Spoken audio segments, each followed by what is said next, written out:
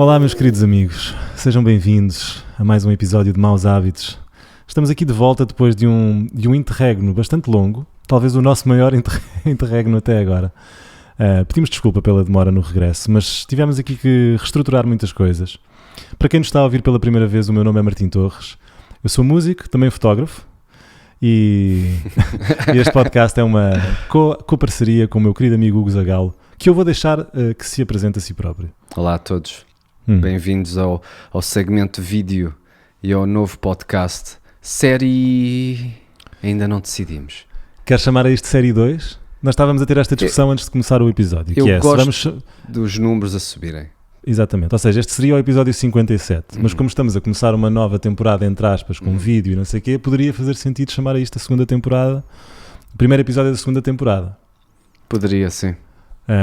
Ainda estamos a decidir, mas dói-te porque perdes a... É um achievement. É um achievement. Então bora continuar os números. 57, 58, bora vamos continuar. chegar ao 100, episódio 100. Percebo. Tipo a Joe Rogan, 1700 e tal, ele está no 1700 e tal, aquilo é incrível. Já faz todo o sentido. E isto ainda é maus hábitos, nós não mudámos nada. E até porque dessa forma há uma continuidade quando nós olharmos para isto daqui a um ano, tipo, quase que parece que nunca parou, não é? Portanto, estamos a seguir. Mas isto nunca parou. Nós, neste ano, vamos ser mais consistentes. Sim. Nós tivemos 25 episódios no ano passado. Eu até sugeri uma coisa, que é não começarmos já a fazer promessas. Sim, Cláudia, já agora, bora fazer aqui um shout-out. Sim. Agora, a nossa equipa expandiu, nós agora temos toda uma equipa a trabalhar connosco. Portanto, temos a Cláudia a tratar das nossas redes sociais. Cláudia Figueira. E do nosso management, no fundo, não é? A gestão deste nosso... da publicação dos conteúdos, de quando é que fazemos. Portanto, Cláudia foi uma grande adição à equipa e está a fazer um trabalho incrível. E um grande cérebro por trás da operação, porque agora muito deste mundo de maus hábitos que ainda existe sem ser aqui. Sim. Portanto, os maus hábitos faz parte da minha vida. Vocês não percebem quanto isto é verdade. Exato. Eu vivo com isto. O meu irmão deu-me uma tela com o nosso logo.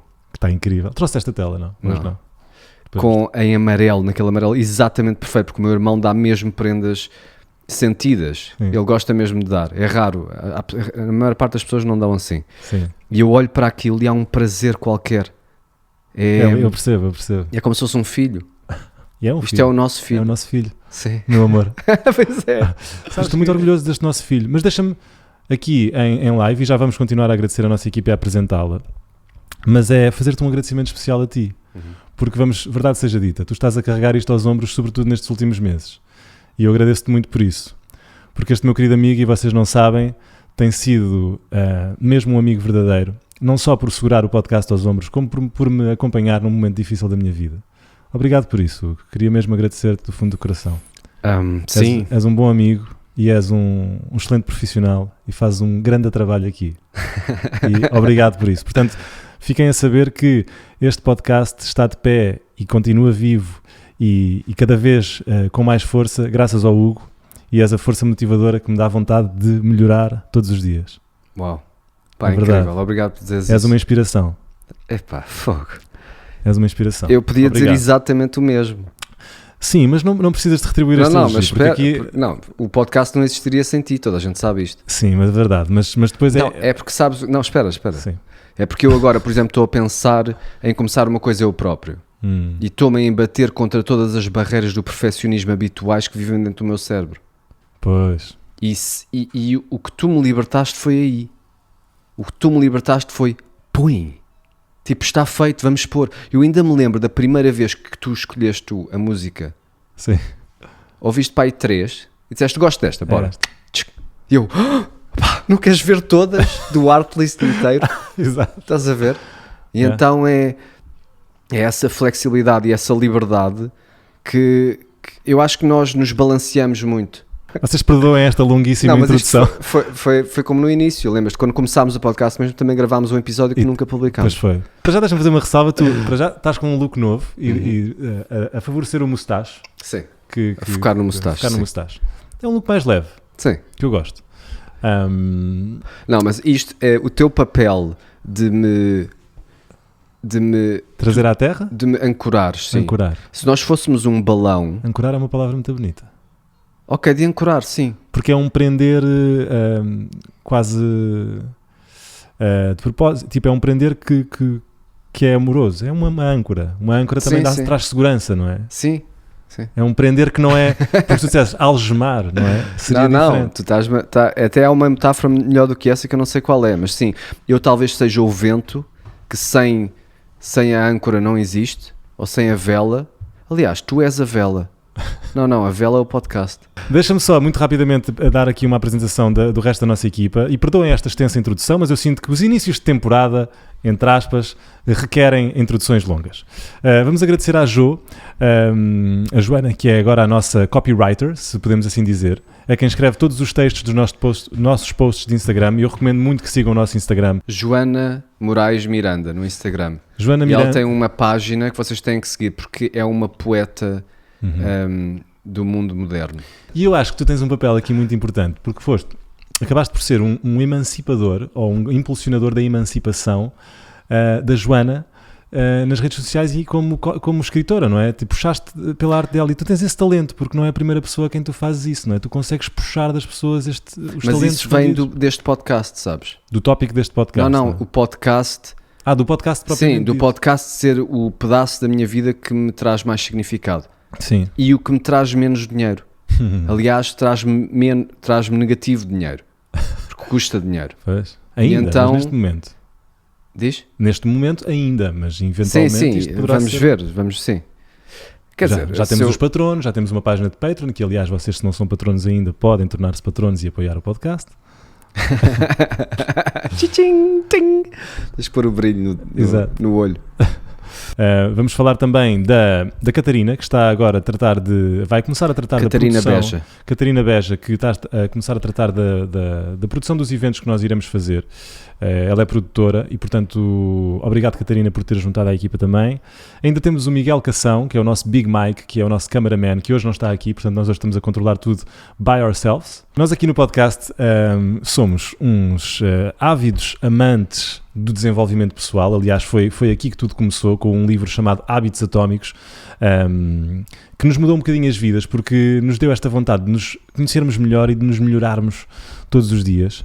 Recentemente estamos a desenvolver uma grande afinidade pelo estudo das substâncias psicadélicas para fins terapêuticos. Hugo, tu tiveste recentemente uma grande experiência com psicadélicos. Tu fizeste agora um retiro com trufas, ou seja, com cogumelos mágicos, não é? Neste caso trufas. A diferença entre as trufas e os cogumelos, já sabes qual é? Claro, as trufas vivem dentro da terra. Exatamente. E os cogumelos saem fora. Eu não sabia, durante imenso tempo não percebia qual era a diferença. E tiveste uma experiência transformadora. Eu acho que isso pode ser. Eu gostava de te perguntar um bocadinho sobre isso, até para percebermos e fazermos a ponte para o tópico que vamos falar hoje neste podcast, que é a teoria do ator. Mas explica-me primeiro como é que tu chegaste a essa conclusão, ou seja, o que é que te aconteceu neste retiro e que foi tão transformador para ti? Falar destas experiências é como acordar de um sonho e tentar contar o que aconteceu no sonho. Pois. É como tentar explicar o que é ver a um cego. Estás a ver? Estou. Estás a ver? Pois, mas isso é uma das formas de veres se és uma pessoa mais visual ou auditiva, com o tipo de palavras que usas na linguagem. Interessante. Eu digo sempre estás a ver, ou o Alan Watts também. Vê isto, ou you see, ele é visual. Ele é visual, E há pessoas que dizem ouviste? Estás a sentir, ou sim, ou... Eu digo bem isso, estás a sentir. Pois, tu és mais toque. Tu és kinestético. Nem sei se toque é o kinestesia, sim, exatamente. Sim. É tipo sexto sentido. É muito complicado de trazer de lá alguma coisa com palavras. É como teres um oceano. Sim, tu deste essa analogia uma vez, não é? Ser a experiência toda, o oceano todo. Imagina aquela água toda é a experiência e o que tu consegues retirar dali é uma conchinha com as duas mãos. E depois vens mostrar às pessoas, enquanto que a água se passa entre os teus dedos. Olha aqui, olha o que eu vi, olha! E depois, quanto mais tempo passa, mais vai saindo. Mas tu nunca esqueces ao nível da alma. Porque eu estive lá, eu estive dentro do oceano. E então eu não consigo explicar bem. Então o que é que sentes? Eu senti, foi muito estranho. É óbvio que eu achei que ia morrer. Isso é o meu clássico. Só que começou do início. Então, da outra vez, foi padrões, beleza, pinceladas. E depois terror, vou morrer, aceitação, fogo, renascer da Fênix. E eu comecei do fim. Fui para lá com o objetivo de parar de fumar. Então eu não queria ir. Ok. Eu não queria ir para lá. Estava já a aprender alguma coisa, não é? Não, porque estava tudo misturado com o objetivo de parar. Pois. E então eu estava no carro a fumar e a pensar, eu não quero ir. A pensar, se eu tiver um pequeno acidente, safo-me. Mesmo com as minhas várias subpersonalidades a lutarem. Engraçado. Uma a dizer, não vais, como é que te safas disto? A tentar encontrar um estratagema qualquer. Depois cheguei lá, fizeram-me um teste de Covid e eu estava a pensar, pá, positivo, se desse positivo eu safava-me desta. E podia continuar a fumar. Mas não tinha nada a ver com a experiência. Eu não recomendo fazerem isto. Irem para uma experiência de cogumelos com o objetivo explícito de parar de fumar. Até, pois. Mistura tudo. Pois. É uma confusão. Mas devemos ter uma intenção, não é? Já falámos aqui disto. Sim, mas esta intenção... Era muito especial, ou seja, era muito... Se calhar uma intenção melhor teria sido adaptar um estilo de vida mais saudável, que é um bocadinho mais abrangente. Pois, quer dizer, eu na realidade parei de fumar.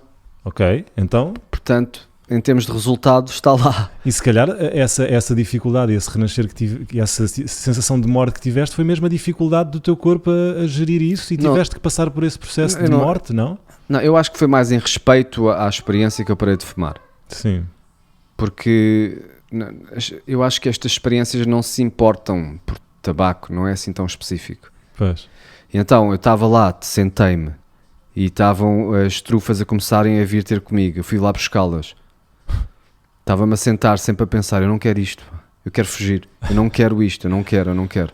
É que ainda por cima as trufas não sabem assim tão bem, não é? Quando a gente tem que as mastigar. Sim, mas eu nunca tomei um psicodélico nestas condições, nunca. Sempre quis. Pois. Tipo, eu já tive bad trips, mas pelo menos antes achava que ia ser ótimo. E da última vez também estava confiante, ok, isto vai ser ótimo, estou aqui numa coisa terapêutica. E agora eu não quero estar aqui porque eu cheguei também atrasado. Eu cheguei no dia onde a toma acontece e normalmente tu chegas no dia anterior. Pois, há uma preparação no retiro que se deve fazer, não é? E toda uma integração de envolveres com o grupo, de ficares parte de um todo. Sim. E eu cheguei lá mesmo no dia, ainda a fumar com 3 horas antes da toma. E então fui para lá, não estava nada preparado. Claro. Comecei a comer, a mastigar e sempre a pensar, foge. E depois começou logo mal.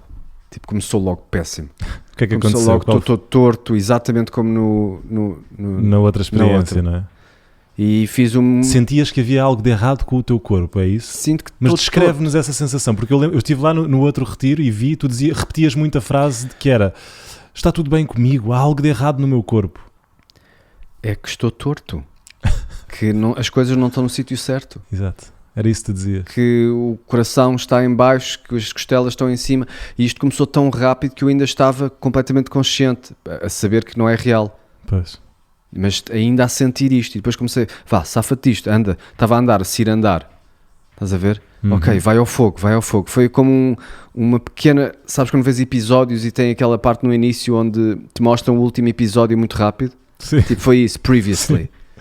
E então o último episódio da trip aconteceu todo muito rápido. Ok, estou torto, aceitação, fogo, renascer da Fênix. Depois estou livre, fiquei mais ou menos sóbrio. Ok. E disse, ok, se eu me aguentar assim estou bem. Isso também é a pior coisa que podes fazer em cogumelos, é dizer, por favor não bata. Estás a ver? Lutar contra a substância, não é lutar contra o cogumelo. Não, mas antes, estás a ver? Então eu estava tipo no precipício, tipo no calmo de um rio, a ouvir o barulho da cascata ao fundo. Sempre, não está tudo bem, não se vai passar nada. Tipo, com uma cascata gigante de profundidade à minha frente. E depois aquilo explodiu-me completamente. Tipo, conceptualmente eu estava por todo lado. Eu era como se fosse barrado. Uau. Foste barrado, isso é uma visualização incrível. Não, mas é muito estranho de explicar isto. Ok. Porque nós identificamos com o nosso corpo, mas o nosso corpo está em constante movimento. O nosso corpo não é estático. Então também é um conceito. O teu conceito de corpo é um conceito, porque tu estás sempre a desaparecer e a aparecer ao mesmo tempo. Sim. E então parece que isto me deu este conceito de temporalidade, onde os meus movimentos pela sala existiam em simultâneo. Uau, que Como giro. se eu não parasse de ser aquele que tinha acabado de estar naquele canto da sala. Como se houvessem vários Hugos a passar ali. Sim, como se eu Isso é estivesse num incrível. mundo quântico Exato. onde a temporalidade não existe. Uau, isso é incrível. E então eu ainda a tentar manter este conceito de pessoa, eu estava-me a perder. E a pensar, mas onde é que eu estou? Tipo, Incrível. e a olhar para pessoas que me estavam a tentar salvar. Estavas no multiverso. Sim. Era como se fosse vários, mas não era eu bem. Sim. Era toda a minha matéria orgânica espalhada pela sala. Uau. E eu era, e a última coisa a que eu me agarrei, como se desesperado, foi aos olhos. Aos olhos que é a cena visual? Eu era só olhos. Juro-te. Uau, isso É é a coisa incrível. mais estranha. Onde eu estava a pedir às pessoas para me tocarem e não havia lá nada. E então eu estava a tocar na cabeça e não havia lá nada. E então, sabes como o Alan Watts diz que tu te Bizarro. identificas com os olhos. Ok. Tu identificas, tu achas que estás aqui, não é? Você pergunta onde é que tu estás. Sim. Tu pensas que tipo, estás por não trás estás, da não estás no joelho. não é? Exato. Estás aqui, Estás nos aqui, olhos. Sim, estás aqui. Aliás, há uma experiência muito interessante onde, de realidade virtual, que é esta, que é um expandir de consciência com realidade virtual, que o Pedro Teixeira também agora está a explorar. Para quem não sabe, o Pedro Teixeira é quem?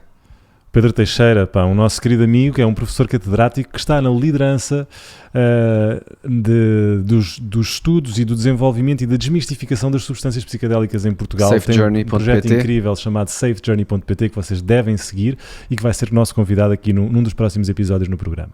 Já foi, mas vamos fazer novamente. E então há uma experiência que eles fazem que é tu pões a realidade virtual dos óculos e pões o outro.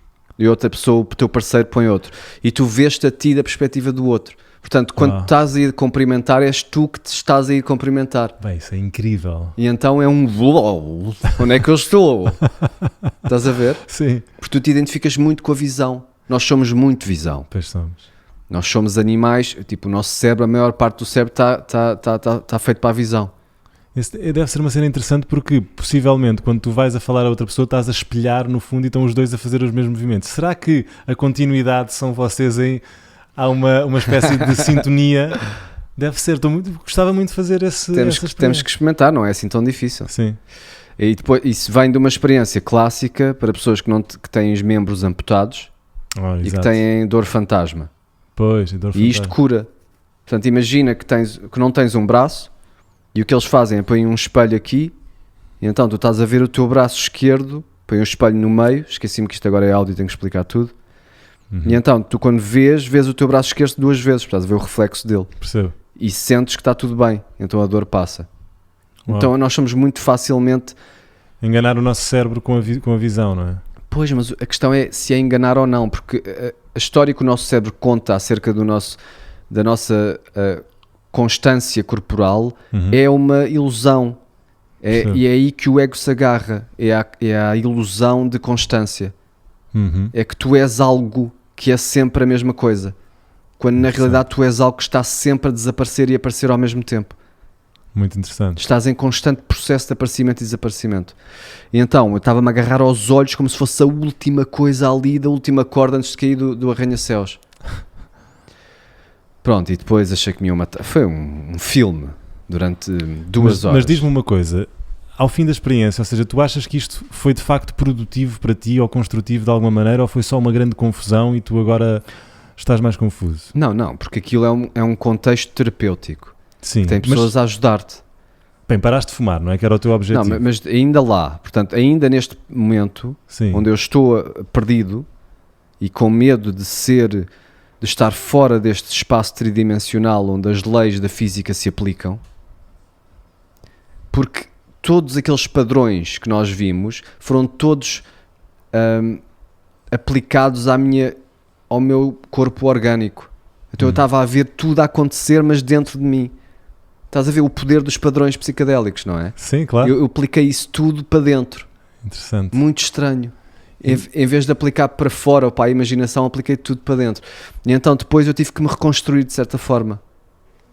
E foi com a ajuda das pessoas que estavam lá e comecei pedaço a pedaço a construir-me como um puzzle, tipo a tentar mudar as peças e será que isto cabe assim e não sei o quê. Tudo conceptualmente. Ok. E depois senti que voltei com uma banana. Com uma banana?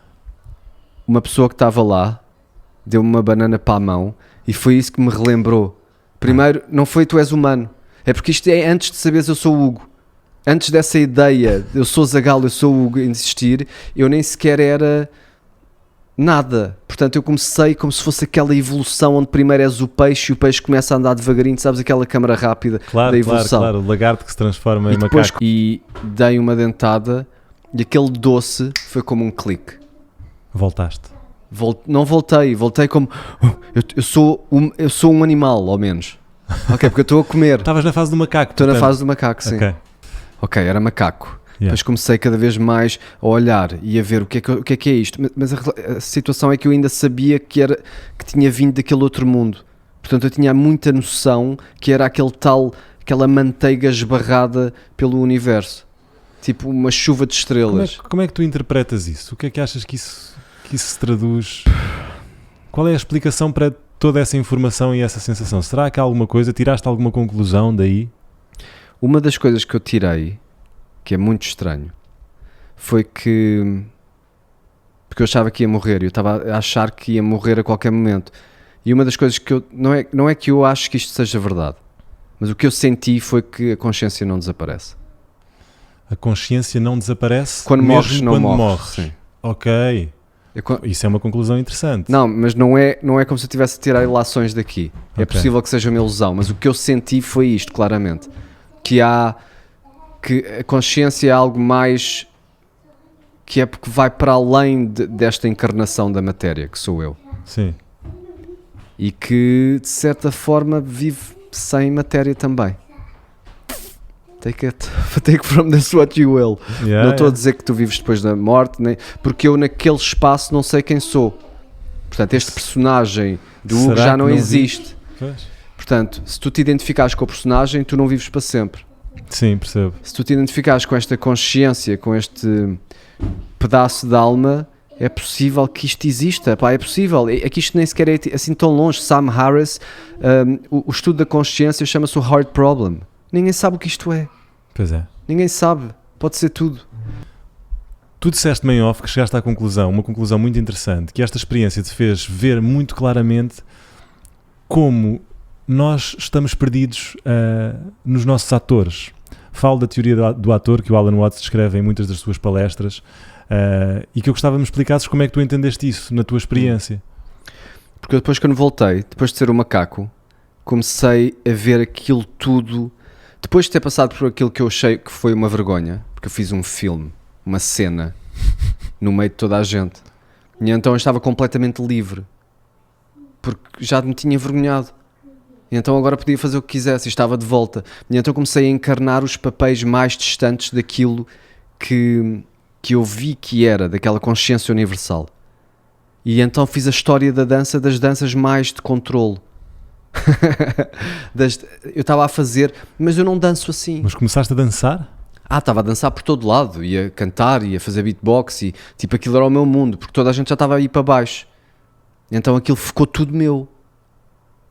Aquilo era tudo meu. Sim. E aquilo era tudo um teatro onde eu podia desempenhar um papel. Ok. E o papel que eu escolhi desempenhar foi o papel mais distante da consciência universal. Foi aquele papel do século XIX. Foste ao século XIX, interessante. Que era victoriano, sabes, quando era mais controle, mais sociedade, mais regras, mais jogo, menos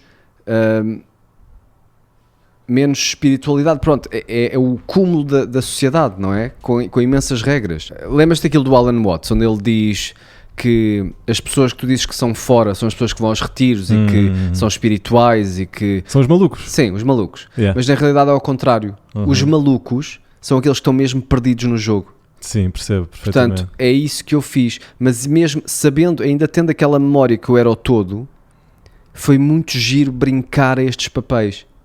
Portanto, ser o balé. Que eu não danço balé, não é como se fosse uma dança que eu dance. Mas só para reforçar a tua ideia, para explicar aos nossos ouvintes, esta teoria é de que nós estamos na nossa vida, estamos tão absorvidos pelo papel que estamos a desempenhar que nos esquecemos que somos consciência e que podemos escolher outro papel a qualquer momento, não é? Nós estamos presos a esta identidade que vamos criando para nós e é daí que também depois vem o sofrimento, não é? O sofrimento é quando tu estás tão preso a esse papel que perdes um bocadinho a noção de que é um papel. é irresistível. É o que está tudo a fazer. Isto é a teoria hinduísta e do não dualismo que é Maya. O mundo é magia. O mundo é ilusão. Yeah. Porque não é o truque. O que tu vês é a magia. E é por isso que nós somos tão enfeitiçados por magia. Porque nós só vemos pequenos apontamentos da narrativa para contar a história. Nós não estamos preocupados com o detalhe. O que nós vemos é o ícone. Tu não vês os fios do computador por trás, nem os números 1 e 0. Vês o ecrã, o rato. Exato, então tu vês é a magia. Tu vês aquilo que se apresenta a ti como uma história. Então a teoria deles é que é tudo isto, é tudo uma ilusão. Vem de luderi. E quer dizer brincar. Portanto, tens o Maya, que é o mundo, é uma ilusão, é uma brincadeira, é uma magia, e tens o Lila, que é o teatro. Que é o teatro, que é este papel, que é este ato de fingir que somos uma coisa. Tal como a tua filha brinca com um boneco, a fingir que é esse boneco. Então ela, como consciência universal, separa-se para existir em 2 bonecos. Então é isso que está tudo a fazer, segundo eles. Sim. Estamos-nos a perder no personagem. E tu não consegues não fazer isto. Uma das dificuldades de meditar é que és levado pelos pensamentos, não é? És levado por qualquer coisa. É muito difícil de seres só a consciência. A observar, a Exato. observar. De vez em quando és preso e lá vais tu. E lá vais tu e esqueces-te. Esqueces-te. Esqueces do que é que estás a fazer, não é? Exato. Do que é que estavas a fazer, estavas só a observar. É como ler um livro, sabes? Quando estás a ler um livro e esqueces estás lá dentro. que não, mas esqueces-te que estás a ler. E continuas a ler. Epá, isso acontece-me tanto. Pronto. E então é isso com os pensamentos. Não é como se tu fosses a consciência e tivesses de identificar com a consciência e depois começasses a pensar e visses o pensamento da perspectiva da consciência. Yeah. Não, tu tornas-te no pensamento. E então a teoria deles é que tu tudo, tornas-te no personagem. Mas não é só pensamentos. É tudo. Yeah. Imagina quão cativante é uma emoção. Orgânico. Yeah. Tipo, estás ali e aparece-te um medo. Tens que seguir isso. Então, ok, para ti não é interessante estar deprimido ou estar ansioso, mas para a consciência é interessante porque está a prestar atenção a isso. Sim, é como ver telenovelas. Está dentro do enredo, não é? Está dentro da trama de... Sim. Yeah. E é irresistível. Yeah. E então, como budista, aqueles budistas que se conseguem queimar sem sentir dor, conseguem abstrair-se tanto, sair tanto do personagem, que nem a dor, que é a história mais que mais te puxa para o papel, não é? Para a ficção, digamos assim. Yeah. Nem isso. Eles são mesmo aqueles que estão no cinema e olham para trás e sabem que está a acontecer uma luz e que aquilo são atores. Eles estão nesse momento. Yeah. O problema é que é giro ver o filme. Então se o filme é bom, ou seja, quando há um drama intenso, prende-te, e é isso. Mas nem é preciso ser bom. Nós gostamos é de plot. É como uma telenovela, não é? Às vezes nós ficamos presos a uma novela. Basta ver 2 minutos para teres que rapidamente, rápido ainda fica agarrado. Aqueles filmes que já viste 10 vezes. Sim. E estás no sofá e apanham-te e estás lá outra vez. Porquê? Como é que te apanhas? Já ouviste? É por essas e por outras que eu não tenho televisão em casa. Pois, vocês têm que vir aqui à casa do Martim. Não, está belíssima a tua casa. Estás a sentir a casa? Estou. Tem um feng shui impressionante. O único sistema de entretenimento que eu tenho aqui em casa é um leitor de vinis.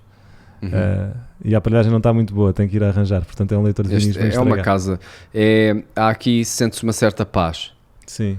E isto é aquela teoria da mente estendida onde se tu te identificares com a consciência, lindo. Se tu te identificares com a consciência, então não há diferença nenhuma entre o que se passa dentro dessa barreira, dessa fronteira da pele e na parte de fora. Esta casa sou eu, neste momento. Eu estou aqui num ambiente mergulhado nele. A minha consciência está aqui mergulhada. Estás a ver? Eu não estou estrito ao meu corpo. Aliás, eu nem vejo o meu corpo. Eu estou na sala. Eu sou a sala. Exato. Então... Eu adoro a teoria da mente estendida. Temos que fazer mais. Temos que fazer mais. Porque é tão isso, estás a ver? E as pessoas acabam por ser, tipo, nós estamos a ser mente estendido um do outro neste momento quando trocamos estas ideias. Sim. Nós somos um. É tipo um feedback. Sim, somos um. Sim. É um loop, é um feedback. É muito fixe. E neste momento onde tu te perdes, é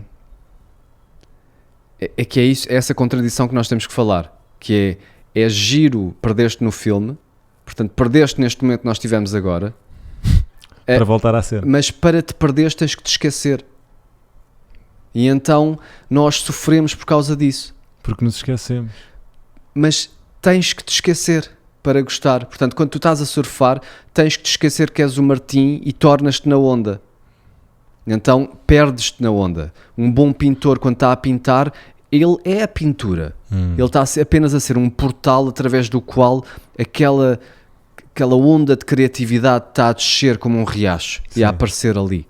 E o mais incrível é os próprios atores, não é? Porque o ator é uma pessoa que entra noutra pessoa e que se perde na segunda pessoa, não é? É tipo um sonho dentro de um sonho. Mas essa Inception passa-se na tua vida mesmo se não tiver... Eles têm um degrau extra, mas tu estás sempre a fazer de ator. Pois, estás sempre a fazer de ator. Sempre. A não ser que o ator se perca mesmo... Está lindo, filho. A não ser que o ator se perca mesmo no papel, não é? Mas não perdem, não é? Um bom ator... Não, eu acho que um bom ator não está a atuar. Está a ser ele próprio e a deixar-se ir. Eu vi uma vez o Matthew McConaughey a falar sobre isso e ele diz: I don't act. Yeah. I just am. Uau, exato. E então ele está lá. E quando tu vais... O teu Martim é um personagem. Só parece mais genuíno porque estás tão habituado a desempenhar esse papel que para ti é natural. Mas tu mesmo esse papel podes ter dificuldade em jogar. Eu acho que sim, até porque às vezes nós somos deparados com algum acontecimento na nossa vida que nos faz questionar um bocadinho a identidade que temos, não é? Este papel, e depois temos que repensar um bocadinho a coisa.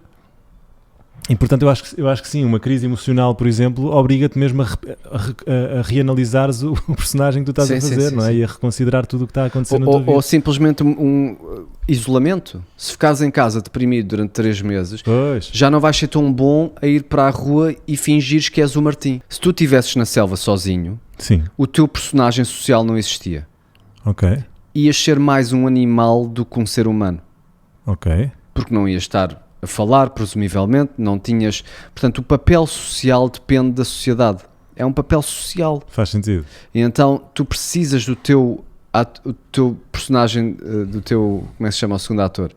O teu ator secundário, a tua contracena. Sim, tu precisas da contracena. A E a cena faz o personagem. Sim. Mais do que... Por exemplo, quando tu vais para o supermercado, tu és um cidadão a comprar coisas no supermercado e é assim que te comportas. Certo. Quando tu estás no palco, tu és um músico a fazer um show. E é assim que te comportas. Então, esse personagem parece que está aqui. O mais óbvio disto é quando vês aquelas miúdas de 10 anos que vão para aqueles programas de música, do X Factor ou qualquer coisa, e estão todas envergonhadas a falar: sim, eu tenho 10 anos e não sei o quê. Depois começa a música e são apoderadas por um arquétipo. Portanto, há papéis sociais, mas o papel é num contexto de cenário, de cena. Percebo. Então, quantos papéis é que há?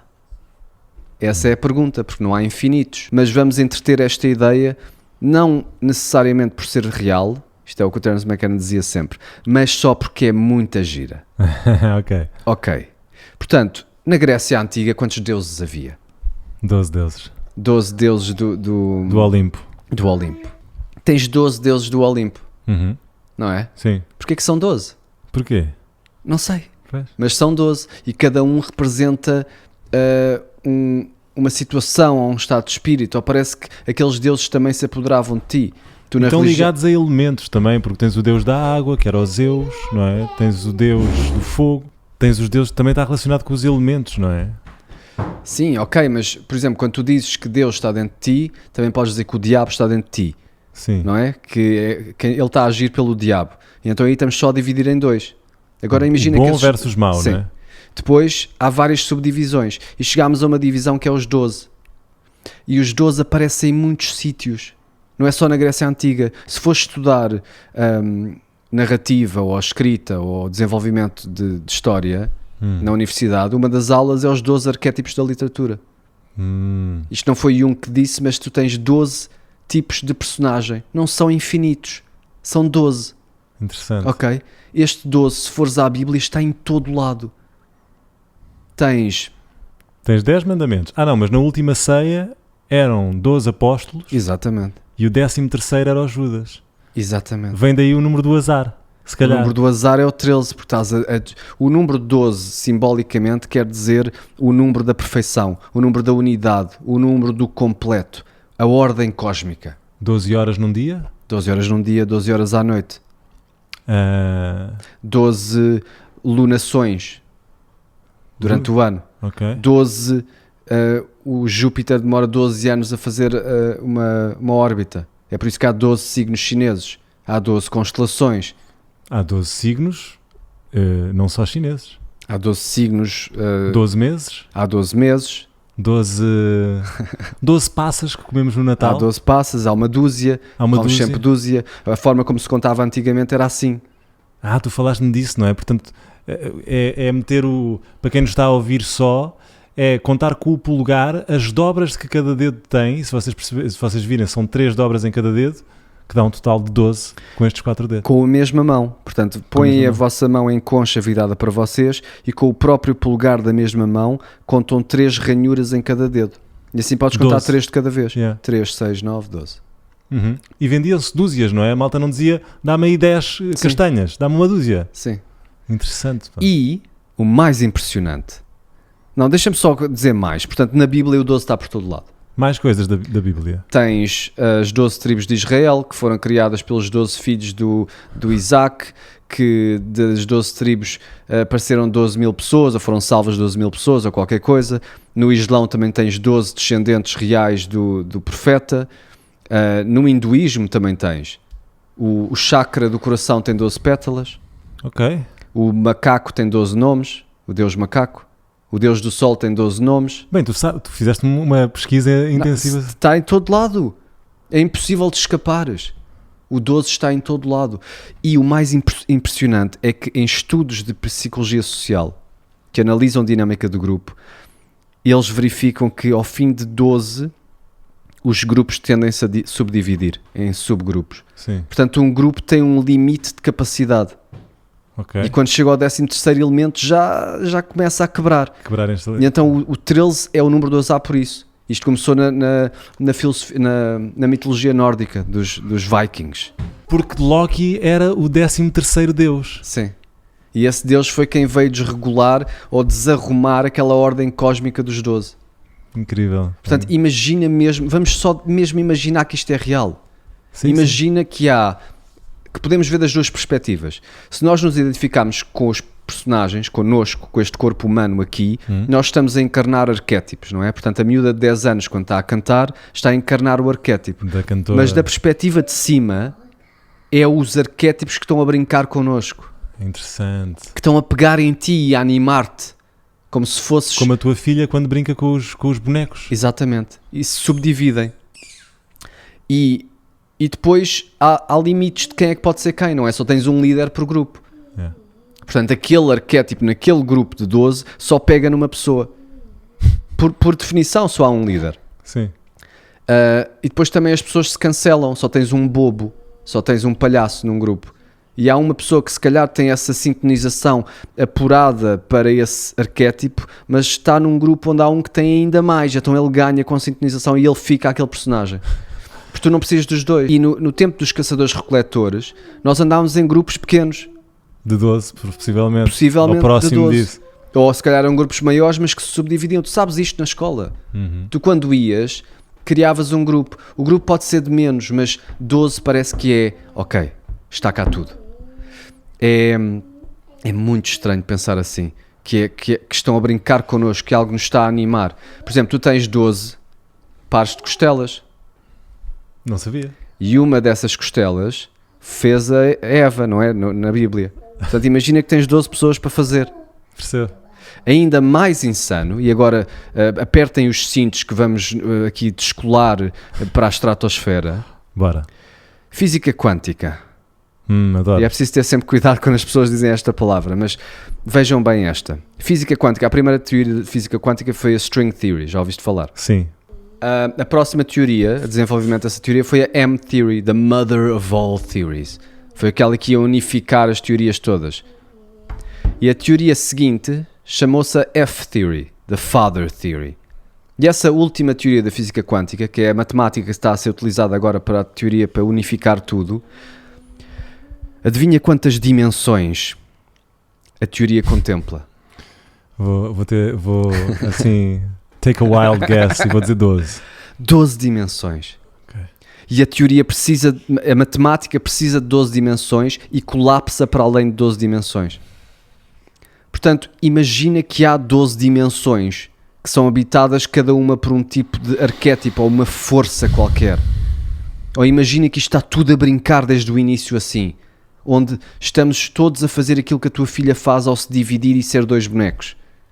Onde Deus está a fingir que é 2 coisas, que está a fingir que são várias coisas, que estamos a subdividir até chegar até nós. E depois nós também brincamos com coisas. Então, é 12. Há 12 e tu tens que escolher qual papel é que tu jogas. E os papéis... Isto foi o que eu senti depois da experiência. Quando voltei para a cidade. Foi que... Aquele conhecimento que eu era tudo e que o papel é giro de brincar e que eu tenho que me perder nele de certa forma, porque tu tens que te perder. É aquilo da energia, sabes, do Alan Watts a dizer que a energia, que um sistema de energia só existe quando deixa de ser o que era. Portanto, tu quando vês fogo não estás a ver fogo. Estás a ver o fogo no processo de deixar de ser fogo. Certo. Portanto, é uma coisa que está a acontecer ao mesmo tempo que está a desaparecer. E tu és isso. É uma coisa que teve que se soltar e perder-se no papel. E então, este conhecimento todo de ter estado de fora e de encarnar o papel, eu fui para a sociedade. No dia seguinte tive os anos da minha filha, eu era suposto ser... Pronto, estávamos a fazer uma festa com os pais todos. Sim. E eu senti que, ok, eu vou mesmo ser um grande pai. Eu vou mesmo fazer tudo. Porque no outro... Encarnaste o papel do pai. Sim. Mas com a consciência de que eras o papel do pai naquele momento. A dar tudo de mim. Yeah. Como se fosse a minha última performance no teatro. Como se estivesse a ser visto por críticos. Excelente. Do jornal. E isso é mais fácil do que estar ali envergonhado sem querer participar, sem querer falar com as pessoas. No Uber, a sofrer porque não quer falar com a pessoa. No fundo é deixar de resistir quase que aos filmes que a vida nos apresenta, Exato. Não é? Às curtas séries que nós vamos tendo. Sim. Que depois fazem a nossa história. Entra em cena. Entra em cena. É mais fácil. Olha, essa é uma grande dica de despedida. Entrem em cena. Entra em cena. Todos os momentos sociais são um cenário que podem ser encarnados por... isto não é falso. Sim. Está dentro de ti, estás a fazer o teu papel. E é isso. Incrível. Entrem em cena. Lila. Entrem em cena. Lila. Obrigado a todos por terem assistido a este episódio. Perdoem que este episódio foi um episódio turbulento porque a minha filha está de férias, como vocês sabem, com o Covid, e tivemos aqui um bocadinho da sua participação. Aí está ela. Não se esqueçam que podem ser nossos patronos e ganhar acesso a conteúdos exclusivos como os making-ofs e os behind the scenes deste episódio. Neste momento temos quantos patronos? 12 patronos. Temos mesmo 12 E sabes patronos. que este episódio é o episódio 57? Sim. 5 mais 7? 12. E nós até pensámos que seria o primeiro episódio da segunda temporada. Exato, portanto 12. 12 outra vez. Expliquem-me isto. Um grande abraço a todos. Espera, quando virem o número 12... ok. Tirem uma fotografia e taguem este episódio no Instagram, que nós vamos começar agora um movimento dos 12. Exatamente, sempre que 12 virem o regras. número 12, publiquem e taguem os maus hábitos. Eu estava a preparar este episódio e fui ver e tinha 12 capítulos. Juro-te. E depois fui ver à internet e pensei, qual é que será a média dos capítulos de um livro? E fui ver e eram 12. Epá, 12 Rules for Life. Os 12, Life, 12 como é que é? Os 12 passos dos narcóticos anónimos. Uau. 12 Years a Slave. Tchau, tchau. Um abraço a todos. Um abraço, adoramos. Obrigado. Yes, obrigado. Fiquem bem.